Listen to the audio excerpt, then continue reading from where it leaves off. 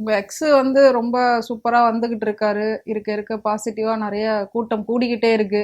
எத்தனை கரூர் சம்பவங்கள் நடந்தாலும் நம்ம மக்கள் திருந்த மாட்டாங்கன்ற மாதிரி தான் கூட்டம் கூடிக்கிட்டே இருக்கு. ஸோ நீங்க அதை எப்படி பாக்குறீங்க?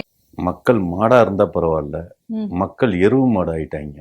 ம், எருவு மாட்டு மேல மழை பெஞ்சா வெயில் அடிச்சா எதுவுமே தெரியாம அது பாட்டு நிக்குங்கிறது மாதிரி ஆமா. மக்கள்லாம் மாடா மாறிட்டாங்களே, நான் எப்போ மாடா மாறுவேன் அப்படிங்கிறது மாதிரி தோணுது.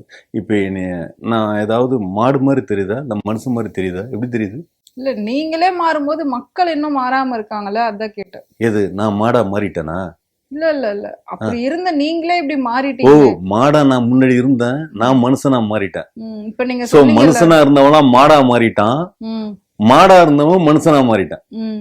ஸோ அப்படிதானே சொல்ல வர்றீங்க? முழு மனித உருவமா மாறி நிக்கக்கூடிய என்என்கேவை பாருங்க அப்படின்ற மாதிரி இருக்கு. பரவாயில்ல. ம், எதுக்காக மாற்றம்? இந்த மாற்றத்துக்கு காரணம் வேற எதுவுமே கிடையாது, ம். திமுக காரங்க தான். ஓ, இதுவும் திமுக சதி. ம், ஓ, அதாவது ஒரு மனுஷன் தப்பு பண்ணாலும் திமுக சதி, ம், அதே மனிதன் நல்ல விதமானாலும் திமுக சதி. ம். ஏன்னா திமுகனாவே சதி, தீய சக்தி. தீய சக்தி. ம், ஆமா, நீங்கெல்லாம் தூய சக்தி என்ன கண்டிஷன்ல இருக்கீங்க? போய் கும்பிட்டு கோயில்ல போய் கர்த்தாவே அப்படின்னு கும்பிட்டா, ம். அப்புறம் ஆத்தா விஜய் முட்டி போட்டதை கிண்டல் பண்றீங்க அப்படிதானே? விஜய் முட்டி போட்டதை கிண்டல் பண்றோமா? ம். முட்டி போட்டு அவர் பிரேயர்லாம் பண்ணாரு, பாக்கலையா? அவன் வேற எங்கேயாவது முட்டி போட வேண்டியது.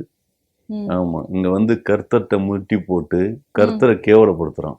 ம், ஆமா, இது வரைக்கும் ஓகே, நீ கிறிஸ்டியன், நீ ஜோசப் விஜய், நீ வந்து உங்க அப்பா சொல்றது மாதிரி வேளாங்கண்ணியில முட்டி போட்டு ஒவ்வொரு படத்தையும் கர்த்தர் ஜெயிக்க வச்சார், ரைட்டு. இப்ப கர்த்தர் தான் உன்னை முதலமைச்சர் ஆக்க போறாரு, எம்எல்ஏ ஆக்க போறாருங்கிறதெல்லாம் வச்சுக்கலாம். அல்ல என்னடா பண்ணா? ம், அவங்கிட்ட போட்டு ஒரு கும்பிட போடுற. ம். இல்லையே, கோயில்லயும் போய் சாமி எல்லாம் வேணாரு. அதான், அப்ப அங்க இருக்கிற ஆத்தா ம், புரியல. அப்ப நீ அல்லாவை ஏமாத்துற, ஆத்தாவை ஏமாத்துற, ஏன் இயேசுநாதரே ஏமாத்துற. ஏன்னா இதெல்லாம் கடவுள்கள். கடவுள்கள் எங்கேயாவது எந்திரிச்சு வந்து அடிக்கும்?